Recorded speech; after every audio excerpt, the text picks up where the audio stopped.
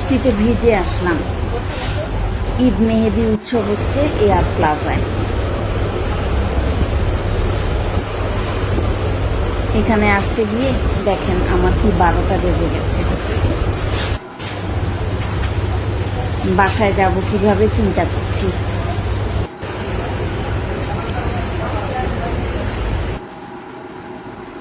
যাই হোক, আজকের দিনটাতে চা কফি কিছু একটা খেতে পারলে ভালো হতো।